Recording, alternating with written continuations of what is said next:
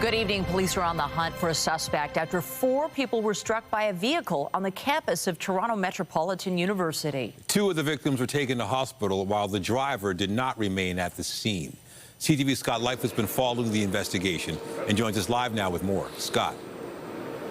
Well, Nathan, this is Nelson Mandela Walk behind me. It is a pedestrian thoroughfare here on the campus. The library is over here.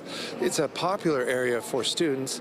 Now, this happened just before 2 o'clock today. A vehicle entered on the north end of this, which is the Gerrard Street entrance. It exited on the Gould side. Now, this is not a place meant for vehicles. There were a number of people on the walk at the time. We're told that 4 people were struck by this car. 2 of those people were taken to hospital, neither with life-threatening injuries. 2 people who were also struck with minor injuries declined to go to hospital. Now, this is exam season. There weren't as many students on campus as would normally be. However, there were still students and faculty here. This is what one of the students saw and heard this afternoon. I was studying in this building, but suddenly I heard a sound like boom, yeah, it was very similar to like the car accelerates. And then some of my friends sit beside the window just saw that. They just shouted, "Oh, come and see, a car crushed the students from the north side to the south side." Now, we had an update from police a short time ago. They say that all 4 of the people who were struck were adults, and none of the 4 were students or staff here at TMU.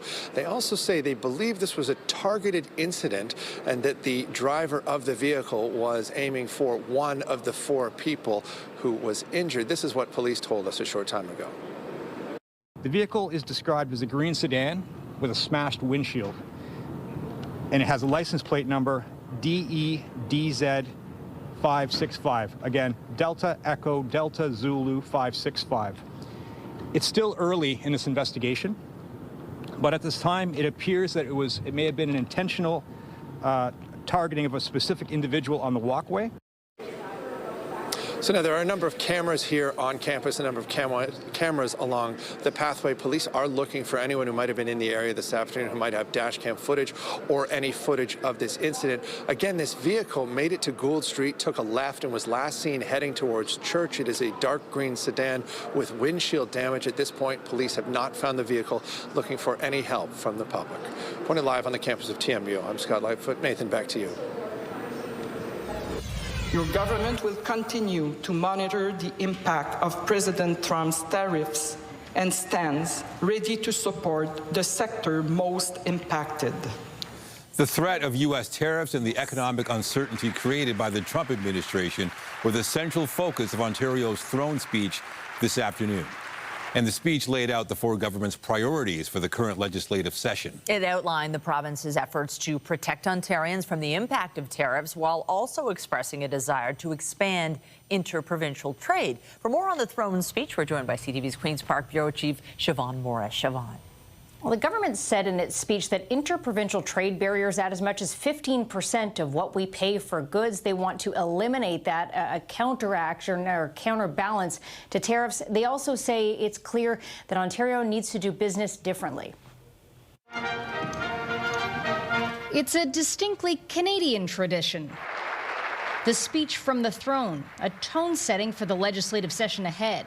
This playbook has one name all over it. President Trump's approach to tariffs has been, in a word, chaotic. The U.S. president mentioned 12 times as progressive conservatives lay out a different sort of relationship with our neighbors to the south. The strength of Ontario's economy and the social programs it funds can no longer depend on a partner that has proven itself to be fundamentally unreliable. With that in mind, the government's promising to keep up discussions with Americans, but your government will take a radically different approach to the way things have been done. Something that sounds alarm bells for the leader of the opposition. Rather than seeing a path ahead, we're seeing, I think, a race to the bottom. The government will move to eliminate all trade barriers between Ontario and other provinces and to immediately recognize credentials earned elsewhere in Canada. No restrictions, no red tape, just free trade within Canada. There's also a promise to accelerate critical mineral extraction in the Ring of Fire and a broader streamlining of the environmental assessment process. The minister in charge believes growth and environmental protection can go hand in hand, but it shouldn't take years to get a permit. That's just not going to work. Paychecks, jobs, the prosperity of the province and the country depends upon it. The Greens say they want to collaborate, but warn we're not going to allow this government to use the threat of tariffs to dismantle the environmental assessment process. The Liberal leader calls the speech underwhelming, missing moves to make life more affordable for average Ontarians. And for me, that means tax cuts.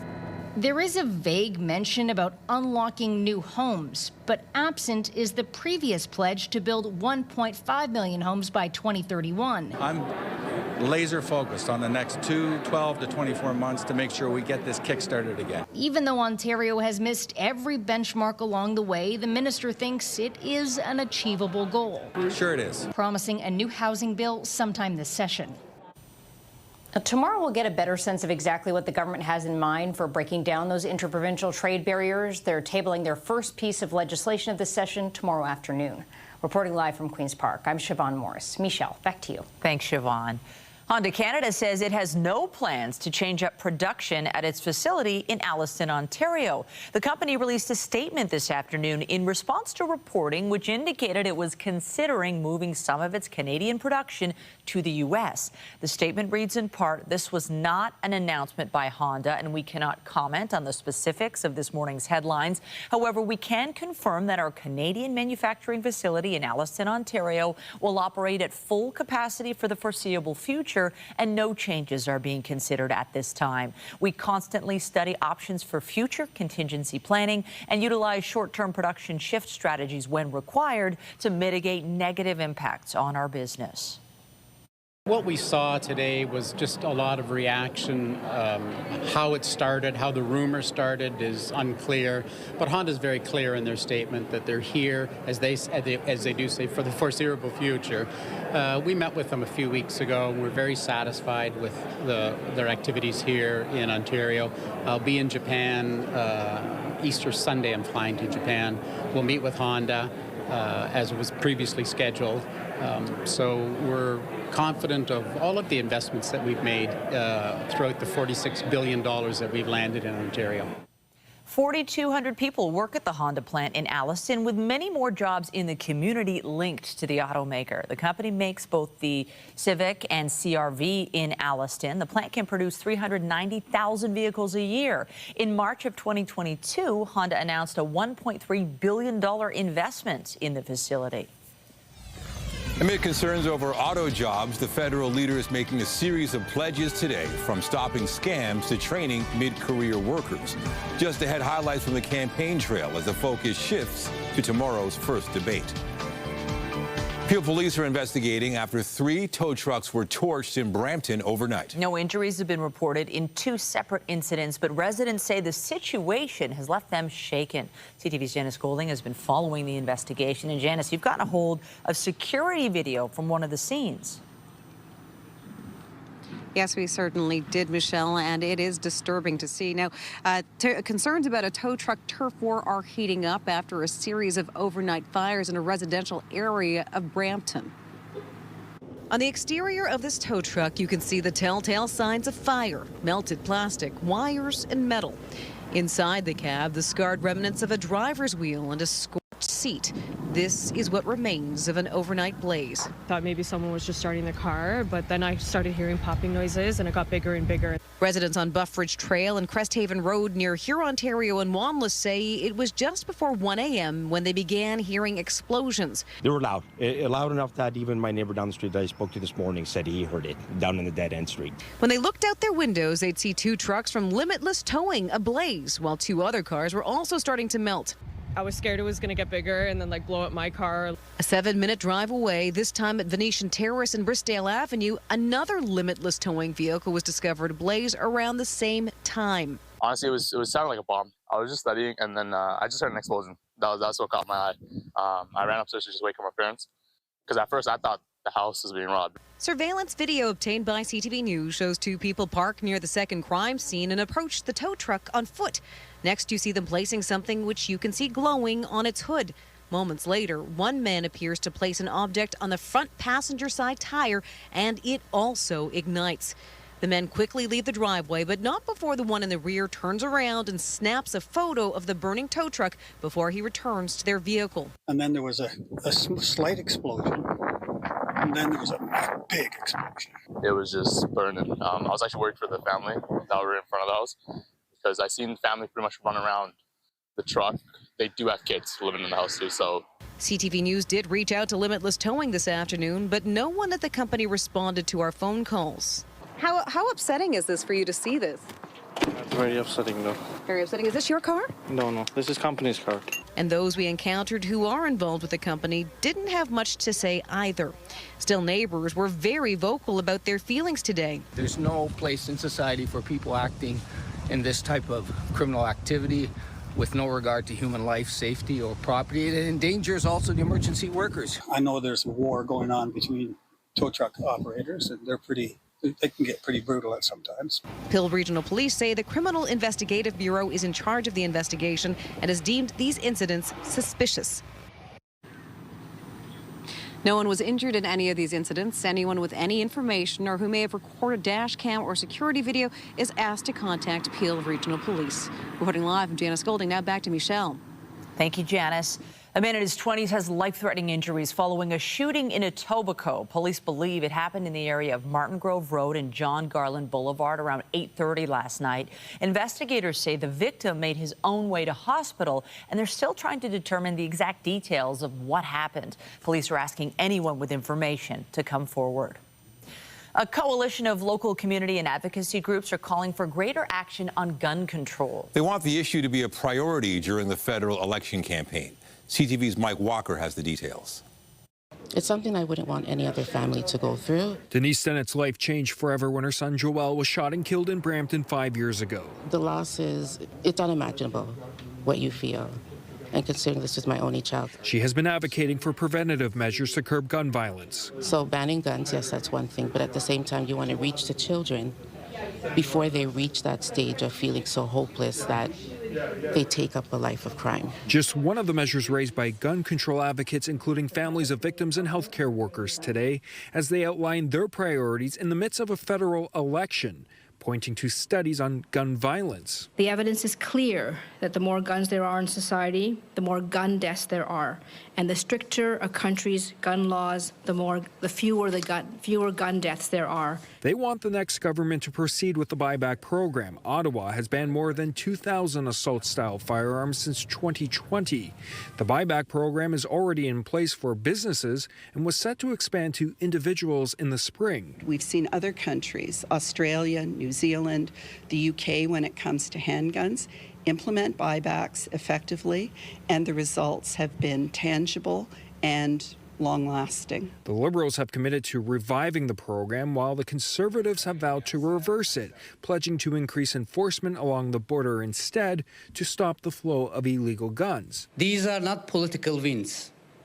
They are public safety wins. But advocates like Ali Demerjan, who witnessed the mass shooting on the Danforth in 2018, says it's imperative that current policies are not reversed. So my concern is going to be more guns on the streets and more violence. Make no mistake, military-style semi-automatics are not hunting rifles, and handguns are not used for hunting or pest control. Other priorities include strengthening protection at the border to prevent U.S. smuggled guns. And half of the guns recovered in crime in Canada are illegally smuggled in. Advocates insist they are not endorsing one party, rather raising awareness and urging voters to be informed on the issue.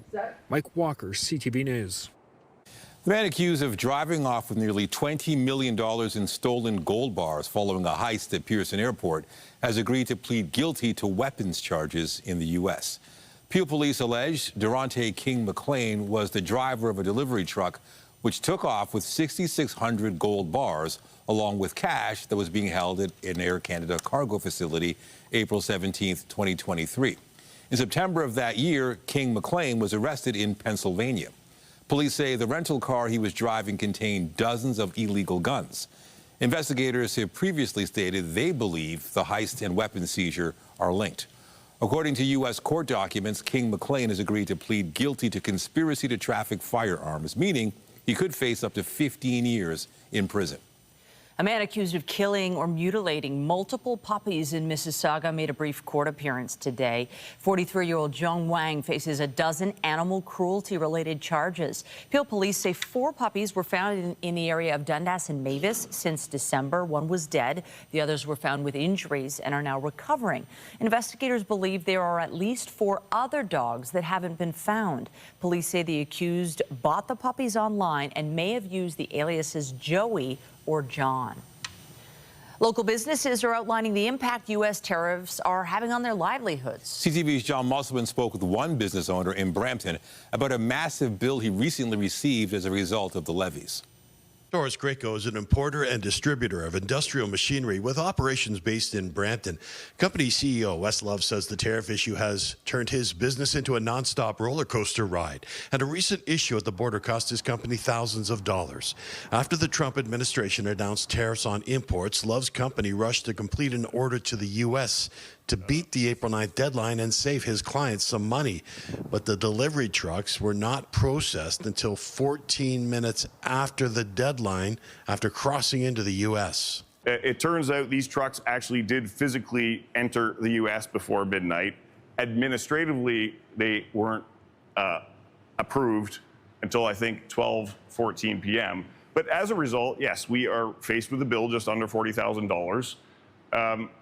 And to give you an extent, I had the financial people, like it's actually more than our electricity bill for the entire year. Then President Donald Trump paused the tariffs. Dan Kelly, the president of the Canadian Federation of Independent Business, says this situation highlights the difficulty companies are facing dealing with the U.S. administration. If you can believe it, half of Canadian small business owners now view the United States as an unreliable trading partner. And this is very much the reason. It's not because they don't like their customers that they've been dealing with for decades or their suppliers that they've bought from forever. It's because the U.S. administration is changing the rules of the game with virtually no notice. We are focusing on customer service, supply items, operator machine training. We will do what it takes to keep the lights on. The point is, I want to rally behind Canadian companies.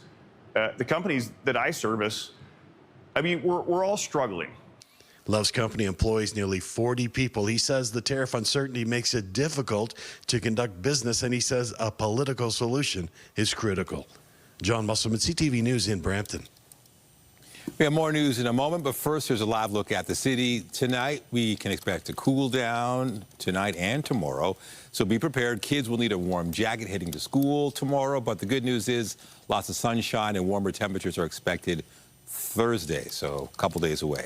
Let's bring in Jessica Smith with a look at the current conditions. Hey, Jess. Hey, the roller coaster that is our forecast in the month of April continues, but at least we get some sunshine into the second half of the day tomorrow, and as Nathan mentioned, on our Thursday. Still windy today, but we're done with the majority of the active weather that we saw bring us into the early part of our day.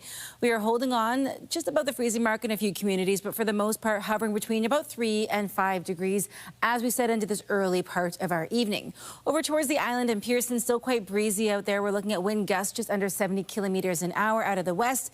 They become northwesterly tonight and into the day tomorrow, and that brings the potential of some light flare activity overnight. Coming up, your full forecast right now. Back to Michelle. Thank you, Jess. Some more economic news now, and today we learned Canadians got a break on inflation in March.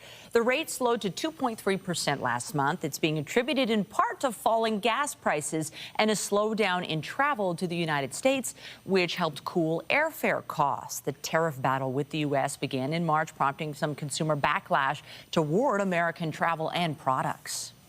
To the federal election campaign now, and there's been a time change for the first official leaders debate tomorrow night. It's now going to start at 6 instead of 8 because of a highly anticipated NHL game that has playoff implications. The leaders are in Montreal getting ready for their showdown tomorrow after making some new policy announcements today. CTV's Colton Prale has the details.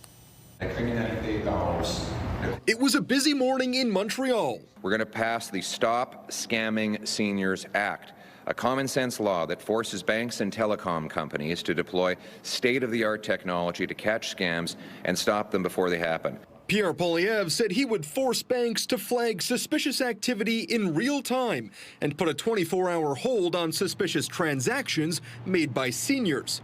Nearby, the NDP also focusing on money, promising to bring back the increase to the capital gains inclusion rate that came in under the Trudeau government. That would have raised $19 billion over 5 years, a measure that we could have used that revenue to invest in people. Just outside Montreal, Mark Carney says he'd invest in workers, offering a $15,000 training benefit for mid-career workers in key sectors. It's the second day in a row all three major leaders held just one campaign event, and part of a larger slowdown across the campaign trail that's seen fewer daily photo ops over the last 4 days as the focus shifts to debates, kicking off in Montreal tomorrow, and a major test for political newcomer Mark Carney. I'm going to concentrate on neither attack nor defense. But I will focus on transparency to inform those Canadians who choose to watch the debate. Pollsters say the French debate has the potential to upset the stability that's seen the Liberals hold a relatively steady lead over the course of the campaign. What we've seen is when the Liberal numbers go down, the Bloc go up. So that's good news for Pierre Poilievre and the Conservatives when the vote splits like that. The Bloc are the only party that hasn't slowed down their campaign in the lead up to the debates. Today, Yves-François Blanchet made a pair of policy stops, looking to abolish religious exemptions for hate speech from the criminal code and increase federal health care transfers to provinces. Meanwhile, tomorrow's French debate has now been moved earlier into the evening, but will still conflict with a crucial Montreal Canadiens game. The Bloc and NDP had both pushed for it to be moved. Colton Prale, CTV News, Ottawa. CTV News will have special coverage of the French language leaders debate on Wednesday, followed by the English language debate the following day on Thursday. CTV's chief political correspondent Vashi Capellos will be live in Montreal for a special edition of Power Play beginning at 5 p.m. on both days. CTV News Channel will also broadcast the English language debate. Returning to our coverage of those U.S. tariffs, the federal government is exempting some sectors in this country from retaliatory tariffs imposed on the United States. For 6 months, Canadian companies will not have to pay tariffs on American goods used in this country for manufacturing, processing, and food and beverage packaging.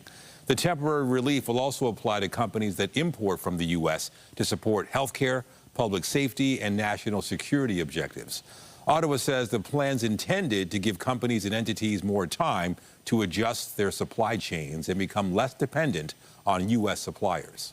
Canadian-based automakers will also be exempt from some of Ottawa's counter tariffs. The companies will be allowed to import a certain number of American-assembled free trade compliant vehicles, but only if they continue to produce vehicles in Canada and complete planned investments. Otherwise, they will have to pay a 25% duty on what they bring into this country. Yesterday, U.S. President Donald Trump suggested a pause on auto tariffs may be on the way. This afternoon, the White House was asked for some clarification on that.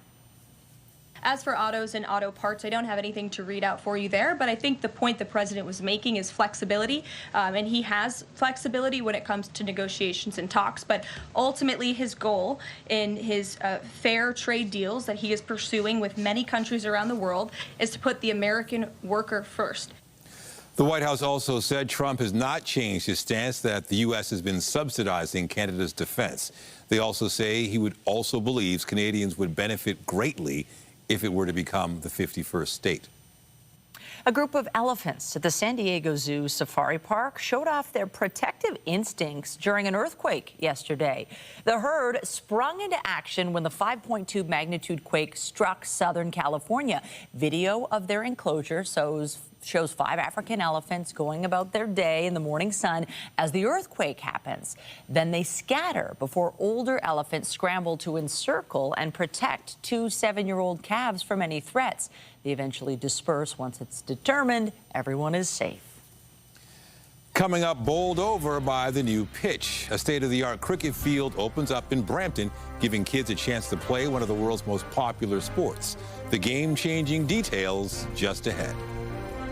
And I'm Pat Foran. Coming up on Consumer Alert, Canadians continue to avoid U.S. travel due to the current political climate. The governor of California just made a video urging Canadians to visit his state this summer, but many are choosing to go to Europe instead. All of that story, that's just ahead. And your mid-month check-in. So far, the warmest date has been April 3rd at 20 degrees. We have been nowhere near that, but we do start to warm up again, back to a much more seasonal point by the time we head into the end of the week, where we should be sitting around 12 degrees. Coming up, I'll have a full look at your long-range forecast, and stay with us. We have another full night of great shows for you right here on CTV.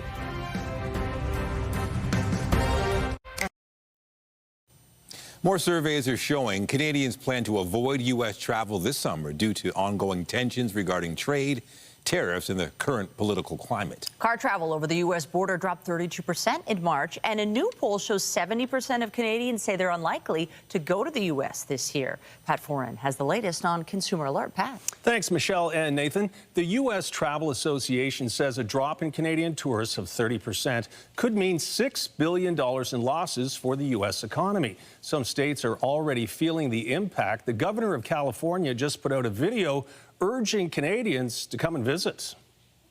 From the iconic Hollywood sign to the Walk of Fame to its beaches and vineyards, California has been a favorite spot for Canadians to travel, but perhaps not this year. Its governor, Gavin Newsom, is concerned enough to put out a video encouraging Canadians to make the trip. The Golden State and Canada have always shared so much in common. Sure, you know who's trying to stir things up back in D.C., but don't let that ruin your beach plans. When President Trump referred to Canada as the 51st state and imposed tariffs on imports, many Canadians changed their plans and views on U.S. travel. The political environment is starting to impact some of the places that they want to travel. The Travel Health Insurance Association says the reason Canadians are avoiding U.S. travel are to support Canada during the tariff dispute, due to the current U.S. political leadership, and because some consider the Canadian dollar too weak.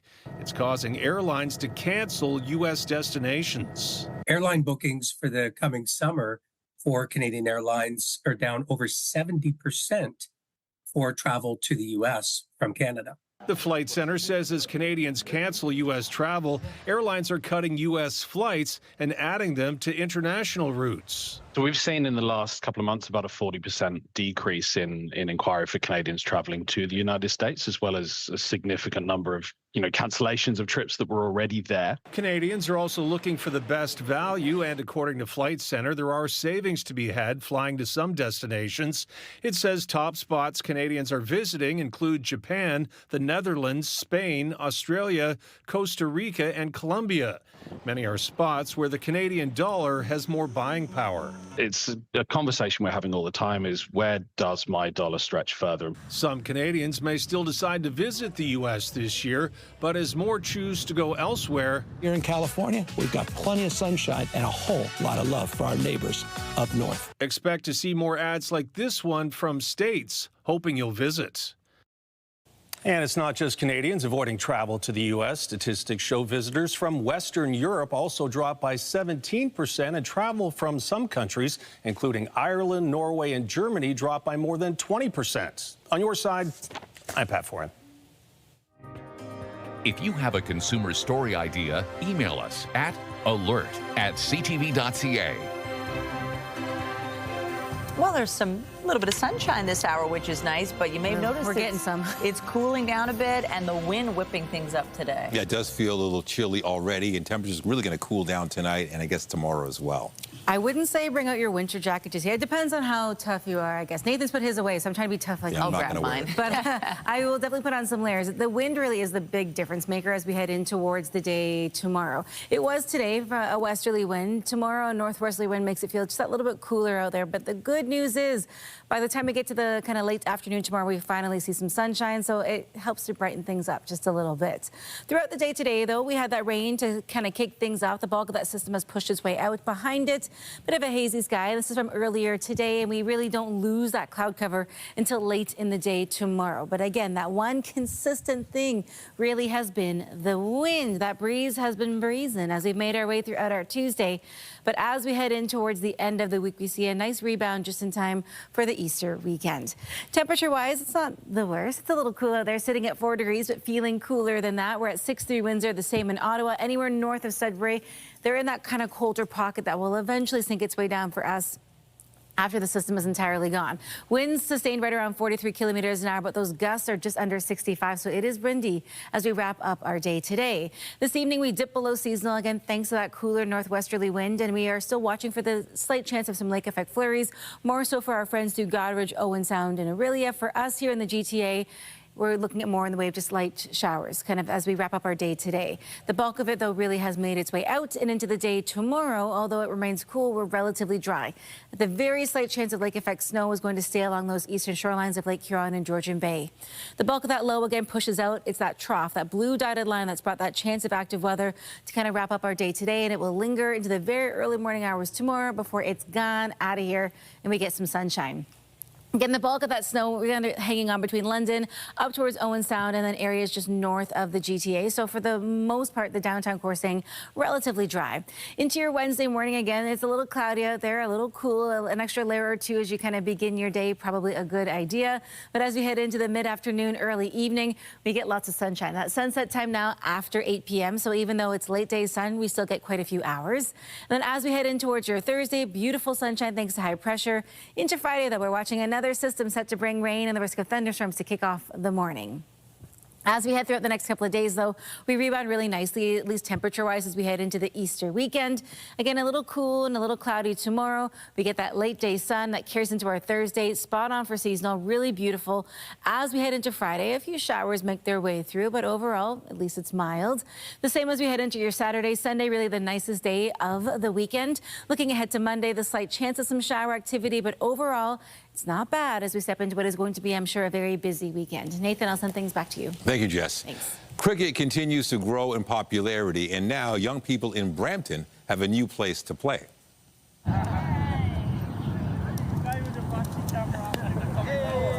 The cricket pitch at Turner Fenton Secondary School officially opened today. The full-sized, fully lit field is the result of a partnership between the city and the Peel District School Board. Officials say the joint use amenity will give students a place to build skills and practice teamwork while playing the sport. It's been beautiful to see how cricket is booming in our community. Whether it is the new fields, the new amenities, there's no city that better reflects the passion and support for cricket than the city of Brampton. Students will have priority access during the school day, but the field will also be available for community use outside of school hours. There are 20 cricket fields and 1 tape ball field at 15 locations in Brampton. Also tonight, a new study finds there could be more to your child's mattress than meets the eye. U of T researchers discover toxic chemicals being emitted from well-known brands while kids sleep. The troubling findings after the break.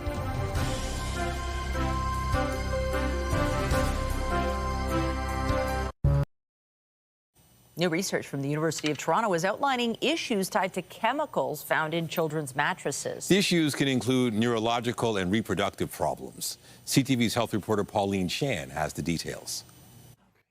Babies can spend up to 18 hours a day sleeping. Children have 10 times the rate of breathing that an adult has.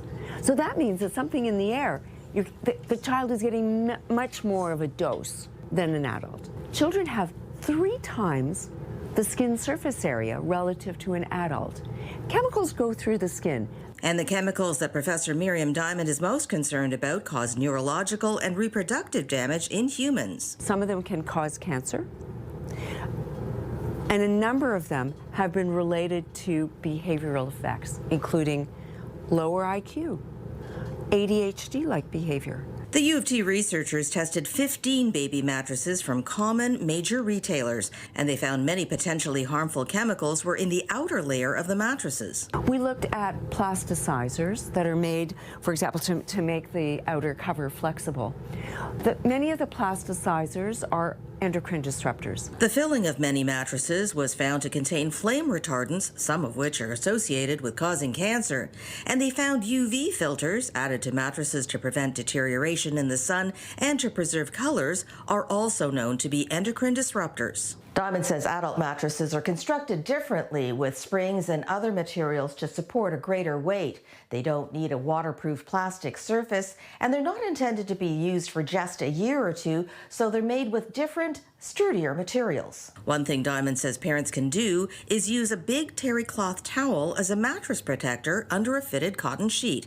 It's a good barrier between your baby and the mattress, and it also helps soak up many of the toxins as long as you wash it frequently.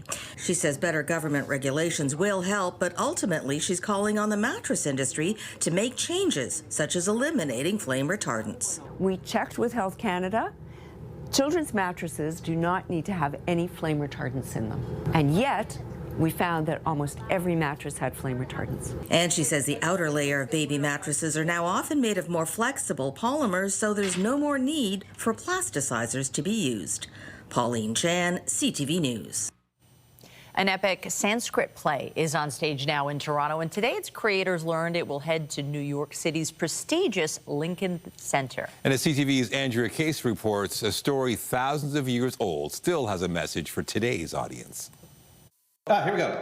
In hope this year's festival would shine a light on the city's vibrant cultural communities, the lineup includes Mahabharata, a large-scale retelling of the Sanskrit epic by Why Not Theatre, Canadian group. Hot off the press, Ravi Jain and Miriam Fernandez are reading an article in the New York Times about their epic play, Mahabharata. Okay. Nice. All right. There we are. High five. In the New York Times. When I say epic, I mean epic. The Sanskrit tale presented in English in 2 parts, each running over 2 hours. It's in 2 parts. It's an adventure. So the Mahabharata is one of the oldest epics ever recorded. It's over 100,000 verses, and it's over 4,000 years old.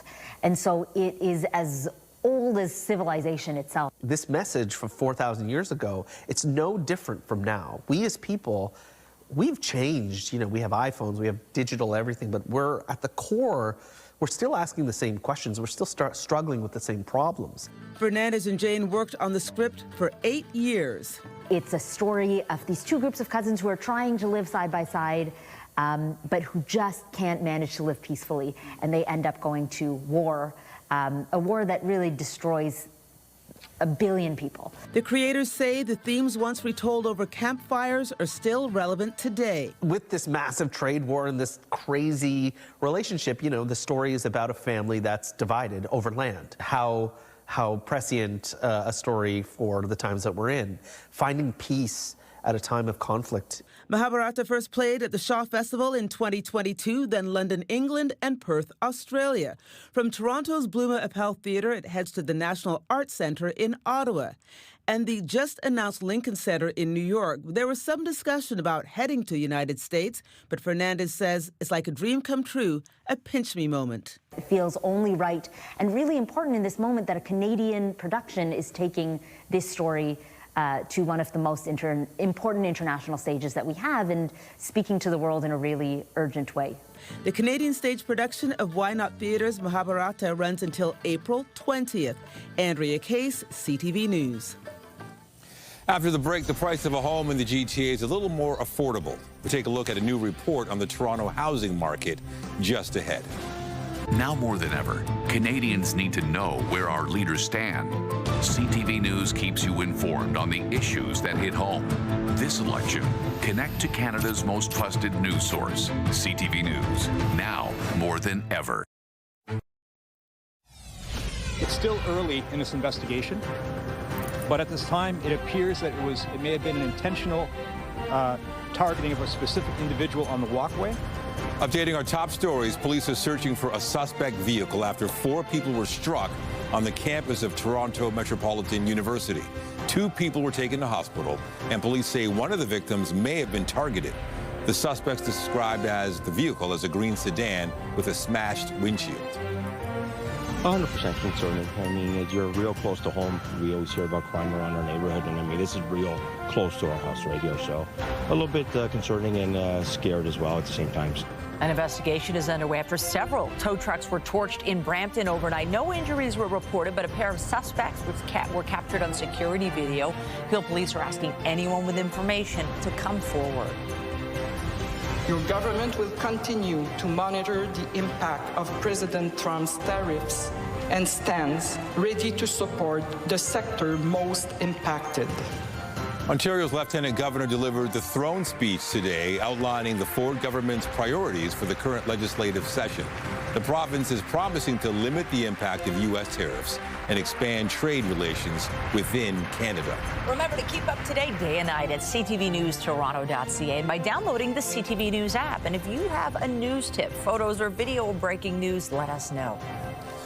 On the markets, the dollar's down, finishing the day at 71.60 U.S. West Texas Intermediate oil was also down, coming in at just under $61 a barrel.